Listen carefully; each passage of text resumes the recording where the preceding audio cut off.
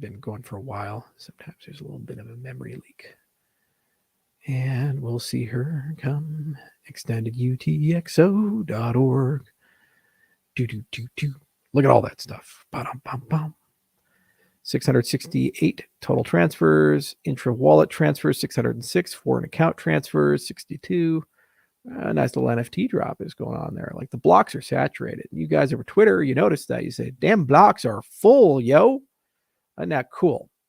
So let's talk a little bit about scalability and what this means to us. So first off, blocks being full, Cardano is designed for that. In certain systems, like when you have an engine and you run an engine at redline for a long period of time, and it's really to the left here, if you run an engine at redline for a long period of time, what happens? The engine breaks. Oh no. But actually, the Cardano's design is a little different. When you have a blockchain and you have all these nice little blocks and stuff is happening, if they're completely full with Cardano, it just carries over to the next block. And it doesn't really throttle or slow down the network from a perspective of we're worried that somehow things are going to overflow and collapse. Whether your block is at 0 kilobytes or it's at 88 kilobytes, Cardano reacts much the same way, and it has a ton of throttling mechanisms to basically react to periods of high load and low load. So there's a question of how do we achieve scale inside this system? So scale is a multi-parameter model, and I'm going to give you guys some of the rough points to it. So first off, there's increasing block size, and there's decreasing block time. So block size goes up, decreasing block time. So the time it takes to make blocks goes down. And then there's also more efficient transactions. So you accomplish the same amount with roughly speaking the same, with roughly speaking smaller transactions. So when we look at the network right now, our block size is running 88 kilobytes. And when you take a look at things like Icon, for example, this is an example of where we've gotten a 10x in transaction size reduction between Plutus V1 and Icon. Same for Plutus V2 and more efficient utilization and usage. So the question is, do we have more room to expand this block size? And can we do a little bit better on the broadcast so that we can have more blocks per second? And the answer is yes, we do. We actually have the ability to do this within reason. And there's actually a committee made up of community members and engineers that's looking at both of these things. What optimizations are on the horizon where one can increase the size, decrease the block time, and also language improvements and DApp improvements give you more efficient transaction. So you kind of put this under the optimizing. So you do more with what you have in the existing system and protocols. Then the second category of things you can do is over here, and that's basically the layer 2 game and the batching game. Okay. And there's a litany of other things there. And so this is really when we look at things like Mithril, we look at things like Hydra. Okay. And if you take a look at Hydra in particular, it's growing at a very rapid rate. If you go to Twitter and people talk about it, say, oh, it must be a failed project because you've been talking about it for a long time. Well, yeah, here's a live look of the roadmap, and you can take a look at things moving through. And it's actually a very well developed open source project. And there's a lot going on with Hydra, a ton of commits, a ton of things, and it's been making a progress. There's been releases, and there's a whole open source community that's forming around Hydra. And you can see how we've kind of worked our way down the feature set, so head-to-head protocol, single head per node, WebSocket configured, terminal use, etc. And all of a sudden now we're working on incremental commit and decommit, which is a major extension of the protocol, modularizing things, and more on the roadmap. And the roadmap is here. So what does this translate to? It translates to, instead of doing things in your first category where this is all on chain, you start moving into a paradigm where you go and you're doing a hybrid where there's an off-chain part and there's an on-chain part, and that on-chain, off-chain relationship gets a little easier. So Hydra is kind of that linking tissue between the two. And then you have flavors of the protocol. So some of the flavors historically mentioned, like the very high TPS flavor, when people were talking about 1,000 TPS per head, that's where you were talking about things like a tail and payments protocol. Where that would be relevant would be for tipping, micropayments, these types of things. And that's an extension. So what the head does for you, Hydra proper, is it opens up a whole bunch of flavors of Hydra. And those flavors basically have different capabilities. And the same infrastructure and architecture is used, but how the heads work, coordinate with each other, and the complexity of the back parts of the protocol, as well as the primitives that those protocols use, they basically give you more capabilities. The same could be accomplished in rollups. Same could be accomplished in recursive snarks, so the ZK world, and you'll see a lot of projects going down that road.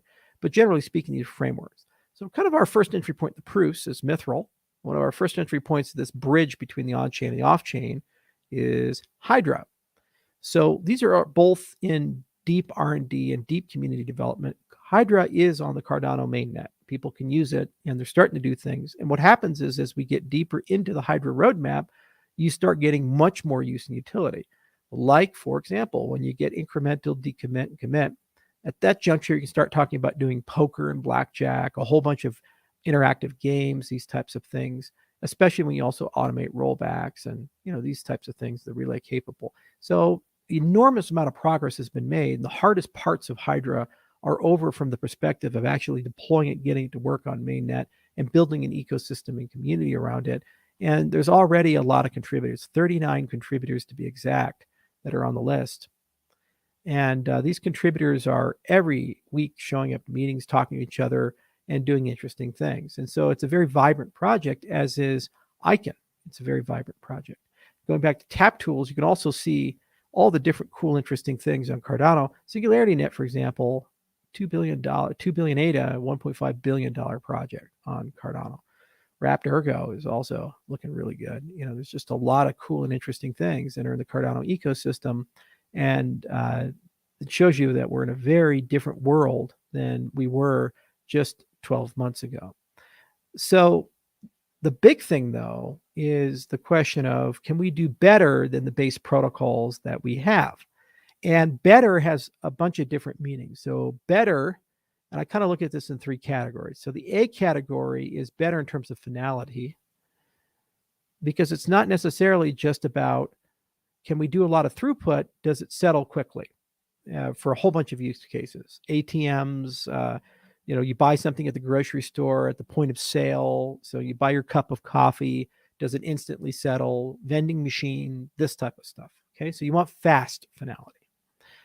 And we have a lovely paper. It's almost ready to publish, called Paris.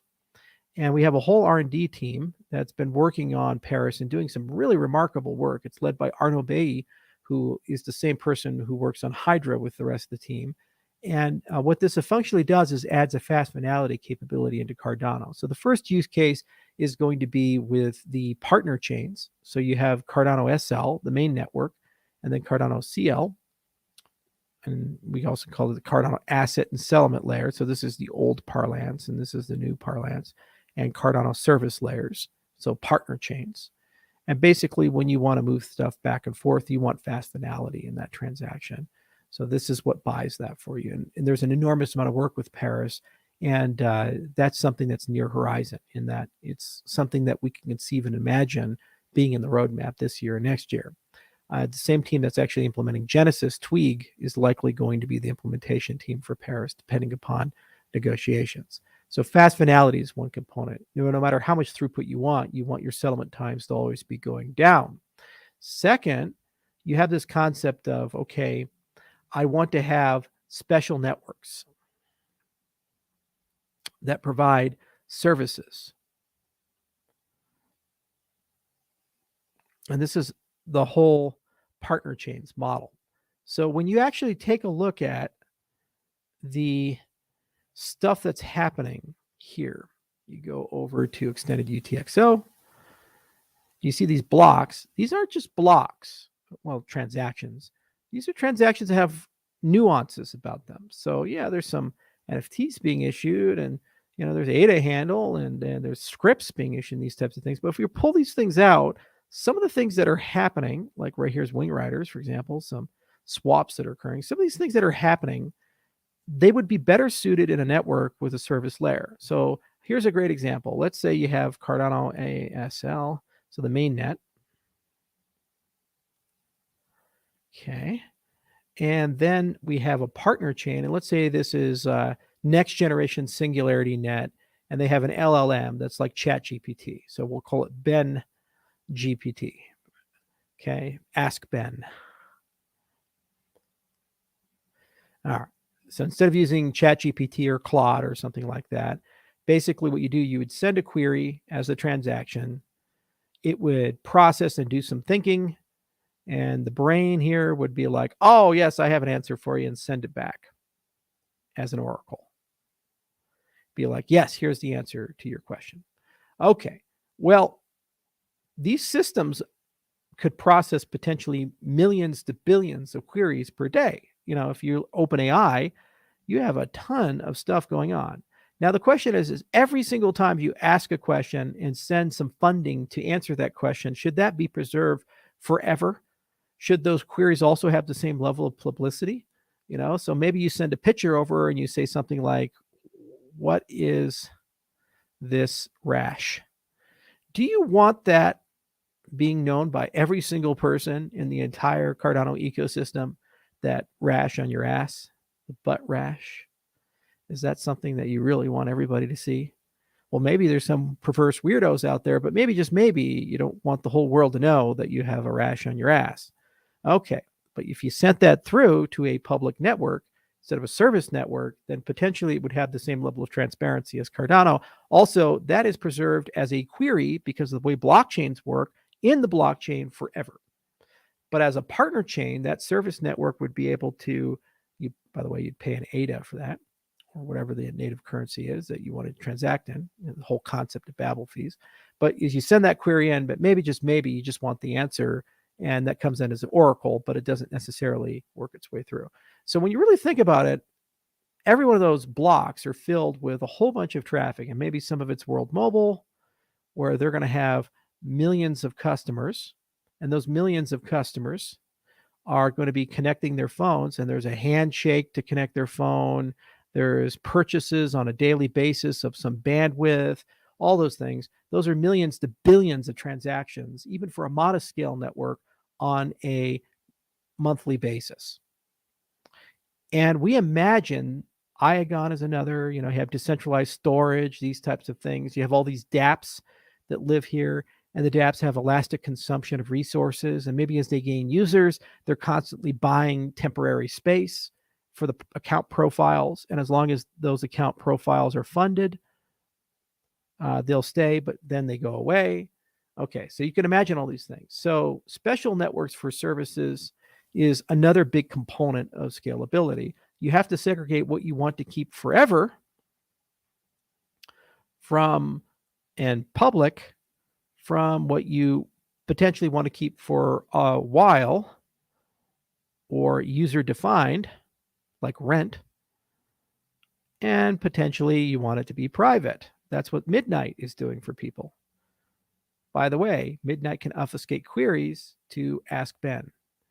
So partner chains can also talk to partner chains, and maybe Ask Ben stores all of its training data on the decentralized storage network, or these types of things. So partner chains can do partner chain to partner chain transactions, and they also can be query points for your dApps. So this is a very important part of getting scalability, because it's not just running billions of transactions, because if you run them under one model, they're forever and they're public, and then everybody knows about your butt rash. And also, you have no ability to have nuance in your storage. Okay. The final part, which is what most people are interested in, this is the sexiest part. It's had many names: parallel chains, input endorsers, Laos, et cetera, et cetera. This is under heavy, heavy, heavy, heavy review and construction, and this paper is almost out. We've been saying it for a while. Agalos and I go back and forth on this one. but we're actually pretty happy with the direction this is going. Now, what that does is allows us to go back. You remember my whiteboard video where you don't really have a blockchain anymore. Blockchain, you have things in a very sequential way, and they're of different sizes, and they all are linked to each other, right? You kind of move to a different model where you have a whole network and ecosystem of stuff that happens asynchronously. Okay, and this ecosystem of things eventually gets stitched back together. So you have all this stuff in here. This concept of input blocks and key blocks. Now, what this allows you to do is massively improve your throughput, and your throughput is asynchronous. Okay, so your TPS rate, or in our case, TPT, transactions per transaction, goes way up. Way up. And you have to reconcile it. So there's a whole bunch of magic in the security world that goes into how that reconciliation happens. But you're never really throughput limited. As long as things don't contradict each other, it goes into this blob. So for example, right now we're under load because I think there's an NFT drop going on. And typically that creates a high degree of load. So it just happens. Things are occurring. It's not really a problem. At some point, it stitches itself back together. And there are special rules within this blob to do this in a way where you can't contradict. And that's the proof in the pudding. It's very easy to do asynchronous high throughput, but when you have conflicts, usually what happens is the whole thing goes to hell and the network falls apart. So optimistically, awesome. Pessimistically, you're fucked. The network actually is slower than the sequential case. So a lot of cases, you'll see these DAG networks, decentralized acyclic graphs, and they say, oh, we're so fast. Like Red Belly is an example of that. It's a BFT protocol, and they're super, super, super fast. They go several 100,000 TPS is the optimistic case. Massive speed, 100,000, 200,000 TPS. Another example of that is Narwhal and Tusk.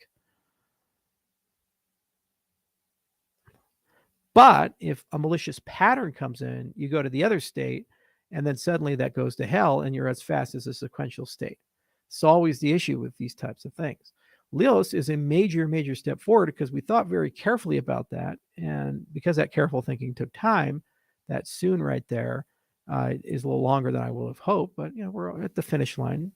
And basically, we now have a model for how to get what people would want, which is very high transactions per transaction, but at the same time, actually can recover nicely from various attacks. And you'll see a sprinkling of papers that we've written along the way, like Ledger Redux is an example. Then we had another one, Ouroboros Scats. Can never pronounce the full name for it, which is basically recovery from attack. And then we also wrote the parallel chains paper and a litany of other papers throughout the years that basically built a conceptual framework that's allowed us to build our way up to this optimal high throughput protocol that we have. All right, so why don't you just start here? Well, let me show you a picture, and I think this epitomizes why you start over here first. And then you start building extensions, and then you actually start getting to high throughput protocols. So let me show you a little something. So if you go over and you watch Mario Brothers 1, the very first Mario Brothers game. So this ran on the Nintendo. And look at that user experience. Pretty remarkable, huh? Oh yeah, we all remember playing this game when we were kids. Very low powered hardware. In fact, let's look up the Nintendo NES. The original Nintendo Entertainment System. It is a 256 by 240 pixel to standard display. The PPU is the RICOH 2CO2. Very simple 5-channel APU. It is a remarkably simple device. Okay, the hardware is incredibly simple inside of this. A lot of design flaws, problems with the lockout chip, technical specifications. The processor is clocked at 1.79 megahertz to 1.66 megahertz. Think about that. The CPU has access to 2 kilobytes of RAM. It's pretty crazy. Picture processing unit, 5.37 megahertz. It's like, there's just nothing here. Okay, this is as bare bones as it gets, which is why it's not surprising when you see Mario Brothers, it looks like this. But here's an interesting thing. Same hardware, generation later, get this. No changes in the underlying hardware. How about that? Look at that. Radically different game. You have overland maps. You can fly in the air, so you're doing all this cool stuff. Much better soundtrack, much more interactive. Very same hardware, same cartridge. But somehow, some way, they were able to get to that experience. Isn't that pretty remarkable? So that's why you start on the left-hand side and you talk about optimization. So more efficient transactions, you talk about optimizations to the existing protocols, and then you can talk about extensions. And then you say, okay, now let's actually, once we have the most optimized, optimal model, let's start segregating things. And we break it down into stuff that you need now and quickly. Also, there's transaction prioritization. That's kind of a hidden, and when you talk about fast finality, there's part A1 and A2. And here you're also talking about things like tiered pricing. Why? Because when you submit a transaction, do you care if it settles in 1 second? Do you care if it settles in 10 seconds? Do you care if it settles in 100 seconds? Do you care if it settles in 1,000 seconds? What's your time horizon on that transaction? Well, let's say that you're at the cash register.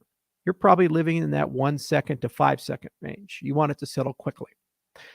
Let's say that you are parking a car and you're paying for that receipt. Maybe the 10 second, 20 second range, not too bad.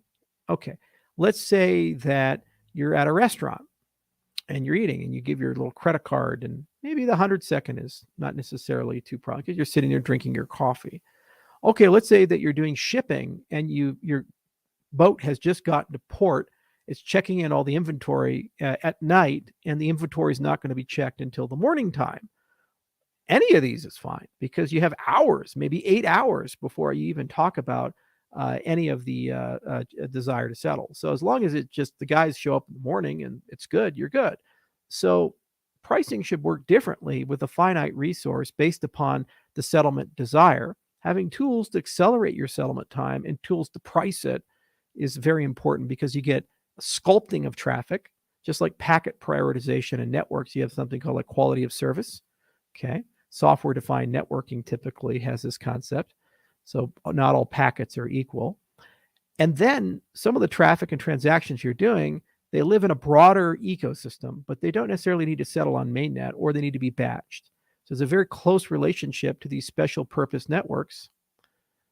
I love it when Wacom does this. It goes way far away. There we go. And Hydra.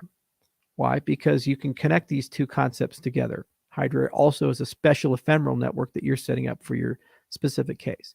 So for example, let's say, remember the Mike Tyson fight that's going on.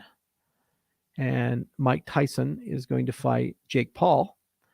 Now, that's going to require a surge resource. So let's say that there's a live stream going on and you can tip real time Mike Tyson or Jake Paul as they're fighting each other. That'd be a pretty cool thing for Netflix to put in. All right. Well, we think there's going to be somewhere between 20 to 50, according to Netflix, million people that are going to watch that game real time. Let's say all of them are users. Okay. So you have a gargantuan surge of consumption for a 3 to 4 hour window.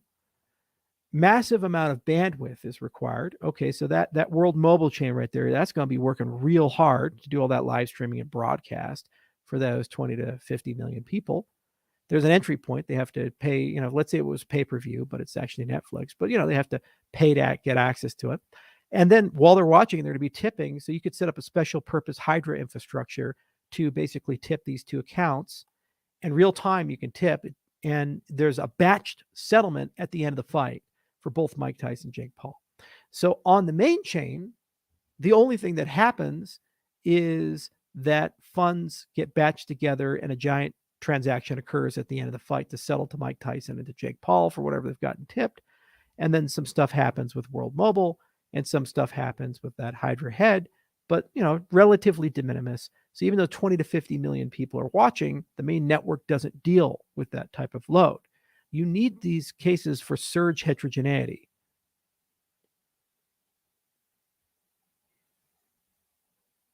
Okay. You need ability to surge for these types of use cases. Well, these NFT drops are basically smaller versions of that. An event is declared, we know it ahead of time, it's been broadcasted, and having the ability to reconcile off and on chain infrastructure means you can load balance it and you don't use that finite resource. And while this is going on, if it is surging the network, you could pay extra to basically get tiered pricing. So you get a settlement within a window, but now it's connected to the load of the network, just like you have surge pricing for highways, for parking, any of these things where you have a finite resource and you have times where it's open, times where it's saturated. Now, after you have all these mechanisms, you've really thought about it, which we have as an ecosystem, and there's dedicated teams on all of these things, community controlled and coming online with SIP 1694 and also institutional stuff. There's already a vibrant open source project building out the Hydra ecosystem, and it's growing quickly. Paris is in deep R&D, and it's getting into the pipeline for it to be implemented like Genesis. Tiered pricing is in R&D. People are thinking about it, and obviously huge effort going into partner chains. Then and only then do you really start thinking about this, because you've already optimized. You already have all your capabilities sorted out, and this is where you get to global scale as a network. Okay. Why? Because you have all these advanced proof structures, and I didn't even mention the zero knowledge stuff. That kind of fits in the second category here, kind of 2B, the ZK world. So you have like rollups. Plutus V3 is bringing this in. That's coming along with SIP 1694. And we have a huge house of things Midnight is constructing that can be backported into Cardano. But only after you've kind of optimized all of this do you really start thinking about the global scale side, which is why Laos was a parallel effort, but a longer arc effort. Because once you get here, then you are talking about big bubble main chain. Okay.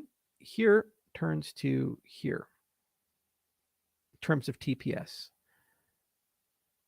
You have an enormous amount of stuff. Okay. So your data requirements go way up.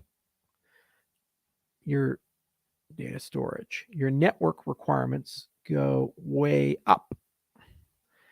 Your CPU requirements for validation go way up. Laos makes this a parallel process where basically people don't have to be gigantic supernodes to calculate all of this, but they can actually do that in that big blob here. And then there's just a higher overhead there. The network side of things and the data storage side of things, no matter what you do, you're going to have to assume a higher bandwidth in the network, and you're going to have to assume higher overhead for a full node. Well, hang on a second here. Doesn't Mithril give you something to say about that, where you don't necessarily have to have a full node, and yet you can still act as if you had one from a security perspective? Yeah, okay, so we built that. And then also there's plenty of ways to reconcile and handle the network. They're kind of built into the network stack we designed for Cardano, but it took a long time to build out and develop that network stack. But now we're coming to the other side of it. So these protocols, if you implement them naively, what they do is they lead to mass centralization, because what ends up happening is only a small set of nodes can actually process the high TPS that you're dealing with. Okay, they have to have things like 128 gigabytes of RAM or 256 gigabytes of RAM or even a terabyte of RAM for the mempool. They have to have huge CPU clusters to process all the transactions. And you talk about petabytes of storage. Now, are you running that on your Daedalus copy? No. So do we have a homogeneous network? No. You have a network that looks like server and client. And isn't that Web 2? Whoa. And that's the fine print on a lot of these current high performance protocols. Under the hood, the set of people that run the system is much, much, much smaller than the set of people that use the system. And you start converging to server client. So the first thing that you want to do is you just want to get your story sorted out. You want to go from Mario Brothers 1 to 2 to 3. This is Mario 1 to Mario 3. Mario 3 is as optimized as it's going to get. You can't make Super Mario Brothers with the Nintendo. It wasn't possible to do that. And what we've done through several generations of the technology is we've gotten from Mario 1 to 3. People are starting to get very clever about all of this stuff. And then what you want to do is be able to have extensions and accessories and new capabilities that are pluggable.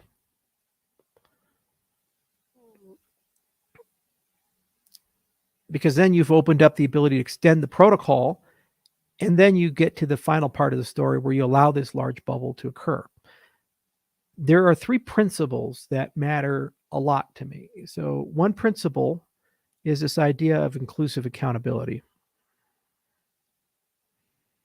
You'll hear me say it again and again and again, inclusive accountability. And all that really is if you're Bob and I tell you something, you hear something, some knowledge K, you can verify it yourself. You can determine the truth value. So if you tell Bob, hey, Bob, it's raining outside. Okay. So let's draw, how would Bob verify that? Bob can look, and Bob says, I have eyes. I can see the rain. I can hear the rain. I can verify it's raining. Can't see the rain, can't hear the rain, can't smell the rain, can't get wet. I don't know. I don't think that's true. So inclusive accountability. So what ends up happening in modern, naive, high-performance cryptocurrencies is that you lose this property in general as the system gets larger, because fewer and fewer people have the machinery mechanics necessary to be able to verify themselves. The history they're looking at is okay. So you go from, I checked it myself, to trust me, bro. Now, if you don't care about this, if you don't think this is important, okay. But this is the crux of Satoshi's vision. If you read the Satoshi white paper, his assumption was all Bobs are equal. Every Bob is running a full node, and they're all transmitting and communicating with each other. It's a heterogeneous network. You can always check what you get. You have enough information, and so it's trustless instead of trust me, bro. Okay, so you don't care about Satoshi's vision if you don't care about inclusive accountability. Doesn't matter if you're a maxi or not. The second property that's really important is a property that's related to universal access for resource providers. I do not like the idea that only a special small class of people get to manage this bubble. I think it's a bad idea, okay? And Bitcoin mining is moving in this direction. It's really expensive to Bitcoin mine at scale. You got to buy ASICs. You got to have access to cheap power. You actually have to have a location to put racks of ASICs in. If you're living in a small apartment, you're going to get super hot in the apartment, and nobody wants to do that. And you think you're a drug dealer because your energy consumption is way high, and they think you're growing pot in your apartment. Doesn't make a lot of sense. Okay, so universal access for resource providers. Like if you have some sort of computer, no matter how powerful that computer is, you can play into consensus. Turns out that the current model over here is not as optimized as it needs to be. So a big design requirement of Laos was to improve the accessibility. So what does this mean? That the number of SPOs actually goes up. So we go from several thousand, the hope would be to tens of thousands. So there's a lot of protocol thought that's going into this as well. So that's a capability we're very interested in. Inclusive accountability, universal access to resource providers. And 3, to preserve the security assumptions and model.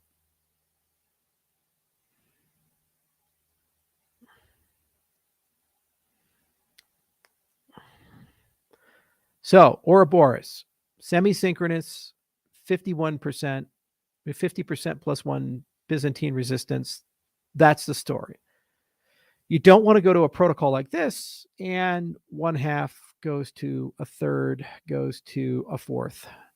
And also, you don't want a situation where when you have adversaries, so as your adversarial behavior increases, your performance goes way down. You don't want bad to map to performance like this. You don't want that to occur. You want a situation that you have graceful failure. So we have graceful failure, self-healing, 50% Byzantine resistance, a litany of these assumptions built into Prios in Genesis. As we go to the new realm, we want to preserve and protect those things. Turns out that no one, like the blockchain dilemma, no one has really solved this. And we're the ahead of the pack in terms of the theory and science for how to resolve and solve these types of things.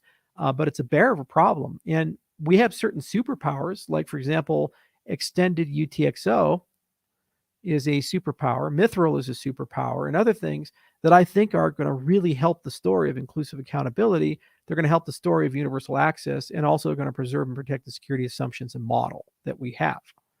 Now, here's the thing. While all of this is going on, you can continue optimizing and improving. You can continue moving stuff into Hydra channels. You can continue writing more efficient programs. We can optimize the code. All of that can happen. Okay. So that's currently like last gen. Just like you can write games for the NES while you're waiting for the Super Nintendo, while you're building that up. But this is a major protocol re-architecture and redesign, but it learns and is inspired from these capabilities. This paper is coming soon. I promised Agalos I wouldn't give people the date, but it's sooner than people think. And Paris is actually going soon as well. There you go. Now, what does this mean for Cardano today? Well, what it means for Cardano today is you live here where blocks can be full. And what does this mean for your usability of Cardano? Does it fail? No. Does it fail? Does Cardano become absolutely and utterly unusable for months at a time? No. Doesn't become unusable. Does it mean that your security goes down? No, your security doesn't go down. All it translates to is that there's a high load and user experience is not as good as it needs to be during those high load windows. Well, off-chain, on-chain, what you do is you do the same thing the Mario 1 to Mario 3 people did. You find clever hacks and optimizations in your protocol architecture, your application architecture. So maybe, for example, if somebody's submitting a transaction, they sign it. What you can do is you can just put it into an off-chain batcher. And it'll relay that when the markets open up a little bit. But from the customer's perspective, they've already signed and transmitted that. And maybe they get access. Like, for example, you're issuing NFT books. So as long as it's in the batcher, they get access to the intellectual property and they can see it and read it, interface with it. From the customer's perspective, the transaction's already settled, but the off-chain transaction hasn't quite settled yet. It needs to be included in the blockchain. But the funds have been sent. These things are there. There's all kinds of things that you can come up with that basically allow people to come around, especially if you have custodial wallets or these types of things. So this is the challenge. Just like any good game developer, you always want a faster GPU. You want the RTX 4090. But what do you do when they have ARC integrated graphics? Not all your customers are going to be able to afford a $1,600 supercomputer GPU. Sometimes they have integrated graphics. So what are you going to do? Tell your customers, well, you can't play the game. No. You find clever ways to make it usable and playable, but you degrade in ways that the user doesn't necessarily care as much about. That falls upon the application developer. There's still a lot of dApps on Cardano using Plutus V1, which are 10 times larger the transaction size than Icon or Plutus V2. So just by rewriting that, they could save an enormous amount of block space. You go from using 88 kilobytes to 8 kilobytes. Tell me, should we 10x the block or just push those dApps to upgrade their code so that they use it more efficiently? They're basically saying the only way I can get to Mario 3 is give me a Super Nintendo. But wait a minute, didn't Nintendo create Mario 3 with a Nintendo? They did. So that's a big component of it. these new structures and capabilities that come on, they're trickling out hard fork by hard fork, and they open up completely new worlds that people can use. And that's important. And some things are on chain, like Hydra, that have this strong off-chain component, and they can be accelerated over time. From our part, it's a huge amount of R&D is going on, and it's easy to get high TPS if you don't care about inclusive accountability. You don't care about universal access for resource providers, so having lots of SPOs and decentralization, and you can compromise the security model and rapidly centralize the system. In other words, if you want to be Amazon Web Services, Amazon Web Service level performance, if you want to be a cryptocurrency that follows Satoshi's vision and has your ability to verify, lots of people providing it so it's very decentralized as measured by EDI, and you want to have strong security assumptions, well, if that's what you want, you have to have a new protocol, because there aren't any on market that have these capabilities. And the good news is that a lot of scientists have spent quite a bit of time looking at this whole thing to figure that part out. So you hear a lot of stuff over the internet. You hear a lot of stuff over Twitter. You see a lot of FUD. And if you take a step back and you ask yourself, what are people really complaining about? Are they complaining about the fact that they're losing money? No. Are they complaining about the fact that Cardano has shut down? No. It's not even unusable. If it was unusable, transactions wouldn't be going through. They're complaining about the thing the very same people were calling a ghost chain with no users and no utility is being used too much. It's like a restaurant where the wait is too long. Does that mean the food is bad? Does that mean that the service is terrible? Does that mean that it's going to be a failed restaurant and they're going out of business? I don't know about you, but if I'm running a restaurant where every day there's tons of people at the restaurant and I get high ratings and a great, consistent, high quality product, I'm thinking about how do I franchise the restaurant instead of, God, this restaurant's going to go out of business and shut down. That's literally what people are complaining about at the moment.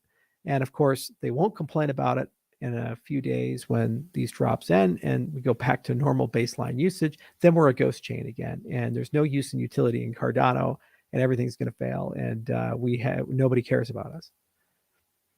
So it's a complicated thing, and people like simple things. And when you hear again and again, oh, well, this chain over here has all these solutions, they very well may have come up with a very creative way. And there's plenty of protocols out there to do this to achieve high TPS.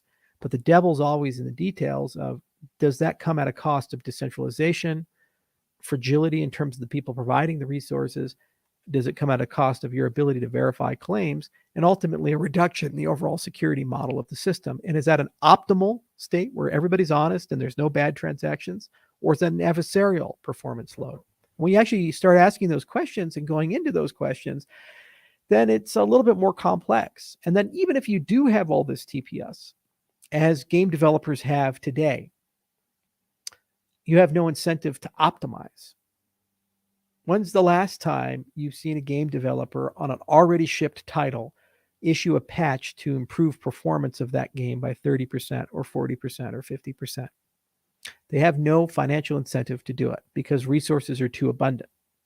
Back in the old days with Nintendos and you're doing assembly programming, every single thing that they were putting into memory, they had to do it by hand, and they knew how to optimize these types of things. So it was so pathologically optimized that it was hard for them to adopt these new paradigms, because look at what they were dealing with. 1.67 megahertz, kilobytes of memory, not even megabytes, kilobytes of memory. But now everybody's got 16 gigabytes, 32 gigabytes. So if you prematurely open up the high scalability side, A, you're not ready from it from a protocol perspective, and B, nobody knows how to optimize their software, and they don't develop best practices, and you end up wasting 40, 50, 60% or more of your block size in junk and garbage. The other thing is you develop less of an appetite for your layer 2, so you starve that entire ecosystem, which is really important for the surges, like the Mike Tyson versus Jake Paul example, where that's an ephemeral event. It's a one-time thing. It's going to happen. It'll have a beginning, a middle, and an end, and potentially provoke billions of transactions. You don't want those transactions forever stored and reconciling in your system. 100 years from now, they're all there. Does that make any sense to you? Is there any benefit to knowing that Jim and Bob and Alice had some hot dogs at the Dallas Cowboys game to the Dallas Cowboys concessions people, but is that something publicly recorded for the rest of time? And we all have to pay that cost forever? Doesn't make any sense. So it's a nuanced, heterogeneous thing. And it's an interplay between what goes off chain, what goes on chain, clever tricks, just like game developers play to basically focus in on the user experience. Like, for example, when you play these big games like Skyrim or other things, what's really happening under the hood is you have the field of view of the player being rendered, but it's actually not rendering all the other stuff. The human eye works the same way. You have a focal point, and at any given moment, you can only really see around that focal point. But when you widen the aperture, you're actually not seeing as much detail in your peripheral vision as you're here. If you don't believe me, take a piece of paper, and hold it on the side of your eye and tell me, go ahead and read that paper. Can you read it from peripheral vision? No, you have to kind of put it in front of your eye. Well, that's what a game developer does. And that's something that you have to think and consider when you design things. What is the real user experience? And that's an application specific thing, not a protocol specific thing. You don't, as a developer, get the luxury of changing TCP/IP because you'd like it to be 50% faster for your thing. You just don't get to do that. It's not possible. And it's the same situation when you look at any normal web application. So one part optimization and better tooling, one part getting a better interplay between on-chain, off-chain, understanding your different domains, partner chains, zones of fast finality, tiered pricing so you can optimize your pricing and you pay for how fast you want things to settle, and then truly protocol design. We're the only project in the entire cryptocurrency space outside of Ethereum that really has an end-to-end holistic view, and contrasted to Ethereum, instead of it being fragmented through many different providers and radical different philosophies, there's actually an end-to-end group of people, many companies consolidated and working together on one common vision about how to do this, which means we'll have it faster and better. And more importantly, once we get it, it becomes just a commoditized thing that's there forever inside the protocol. You all take advantage every day of liquid non-custodial staking. You all take advantage every single day of the determinism of the transaction model and extended UTXO and how easy it is to issue a Cardano native asset. You don't think about that. And future innovations, because of the design philosophy, don't regress. So it's not the case that when we go to Laos, that suddenly everything is custodial and non-liquid, and we have to adopt an Ethereum-style staking model. You preserve that in that security model, and you enhance and augment it. So what does this translate to? We're too successful, so we're a failure. The restaurant is too busy, so it's going to go out of business. It translates to this is a vibrant project that people love, appreciate, and they're excited about, and it's going places. Cardano is being used every day, and there's a high demand every day, and it's exciting as a protocol architect to see that level of adoption and see that people are doing that. It also translates to that we actually know as an ecosystem what we're doing. We know how to go from Mario 1 to 3, and there's a lot of good people waking up every day making that happen. A lot of people are rewriting their applications. MinSwap is upgrading, SundaySwap is upgrading to be more efficient and judicious in the use of on-chain resources. There's everyday progress on your off-chain to on-chain transactions, your Hydra. There's progress happening with Mithril. And there's amazing innovations happening in the lab when you talk about on-chain sharding that preserves and protects the integrity of the system. And then it'll get implemented and it'll go into Cardano. And what will happen is the goalposts move. That's probably the most frustrating part of it. First, when Shelley, then when Goguen, then when Coinbase, then when this, and when this, and when this, and when this. So the minute we achieve that, somebody's going to complain about something else inside the system. So never get trapped in that loop, the hedonic amnesia, where you can only feel joy for a brief moment. Do understand that this is a web of principles, and it moves as a homogeneous unit from one state to the next state. And every time we get there, we preserve and protect the things that are important in that web. That's what makes Cardano special. It doesn't compromise, and it finds a way to get it done despite that. The road may be a little harder, Might be a little longer, might be a little bit more confusing, but we all get there together. And you have rights in the Cardano ecosystem that are very important. Eventually will be inscribed in constitutional rights in the ecosystem, which are on chain and people can see them and audit them. It's there. And the peer review process, what it did for us is it told us the design space, and it gave us a good sense of what we can and cannot do from a protocol design viewpoint. And it's always easier to relax things than go stricter, because every time you go stricter, you reduce functionality and you take something from somebody. So start conservative and then open up when it's safe to do so. That's always been one of the core principles of the project. So I figured I'd make a quick video and kind of take you guys through and show you that this is a complicated thing, because you'll see a bunch of FUD. You'll see a bunch of people running around saying, and it's like, just remind them of the restaurant analogy. We're getting there. And I know at times it can be a little frustrating. It sucks to wait in line for a good steak, but it's worth it at the end of the day. And also that security is never compromised and the network as a whole is doing quite well. There's not many things in life that can run at 90, 95%, 100% of load, like redlining your car engine, for example, and have that thing just do it 24 hours a day, 7 days a week with no problem. That is a testimony to the methodology that was followed and the engineering that was done inside the system. It's really amazing to see that. And it's really exciting to see that. It makes me happy. It makes me excited. And I do believe our best days are ahead of us from that perspective. And I hope this gives you some insight to how complicated these things can actually be. Most people don't think this way. It's saying, hey, hang on a second here. Where does this need to live? What level of privacy does this need to have? Is this persistent or semi-persistent or ephemeral? Is this for a one-time thing? Is this a permanent thing? Am I going to come and refer to this on multiple occasions, or am I only going to use it as an intermediate form and then it's instantly going to go away?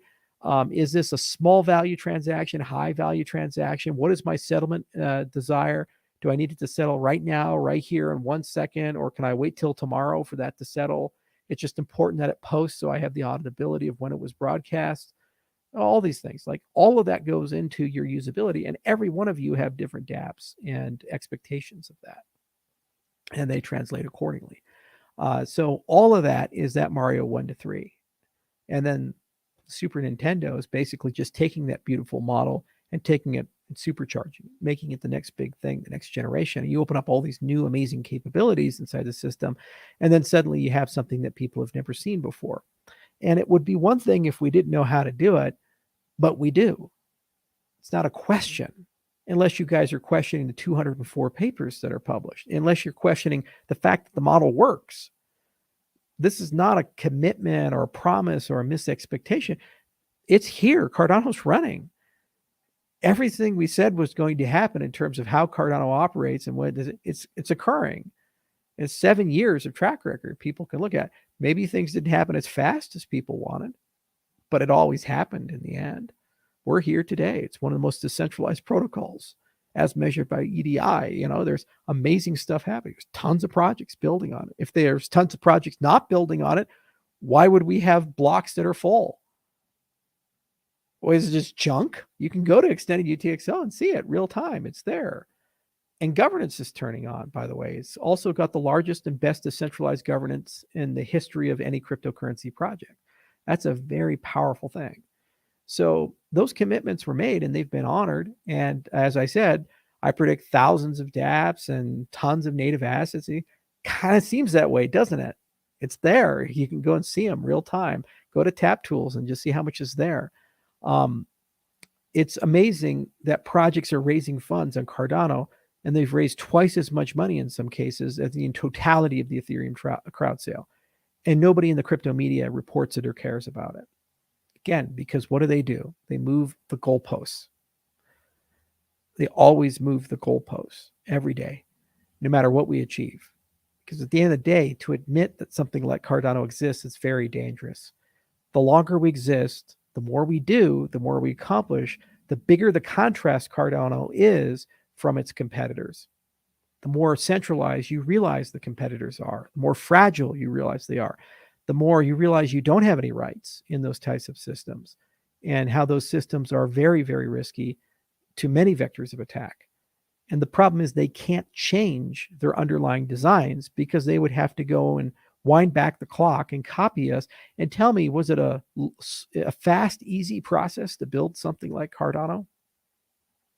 No. The technology is really hard to build. So backward engineering that, copying that, copy pasting that is a very difficult endeavor. It's not going to happen.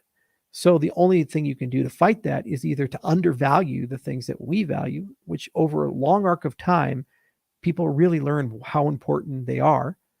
It's just like freedom of speech. You may not value it much in the beginning, but the minute you get arrested for saying the wrong thing, you start realizing, oh, hang on a second here, that was an important right. Over the long term, you realize how important it is. And then also that ability to have freedom and options, to modularize. Extended UTXO allows great state channel isomorphism. It translates to easy to do off-chain and on-chain together. Harder paradigm for some to program in, but you get so much downstream benefit from it as people are starting to wake up to and learn. And it's the same with Laos. It makes it much easier for us to pursue sharding that makes sense without running the problems that Ethereum ran into in 2018 and 2019 when they thought that they could achieve 1 million TPS and shard the ledger and those original roadmaps. Don't believe me? Look at the roadmaps historically and the kinds of statements that team was making. Were they dishonest people? No. Were they bad people? No. It's just they didn't fully appreciate or understand what they were saying and the complexity of what they were saying and the devil's in the details, and they had to become more nuanced over time. We did understand and appreciate how difficult these things were and are. And you know what we did? We followed the right process as an ecosystem. And we understood you had to divide and conquer. And it wasn't one size fits all. You have to give yourself wiggle room in the protocol to increase block size, optimize network utilization, and more judiciously use the space you have. You have to form marketplaces for the use of that space. You have to have upgrades to your protocol that allow you to easily go on and off chain and encourage people to use those paradigms where and when they make sense.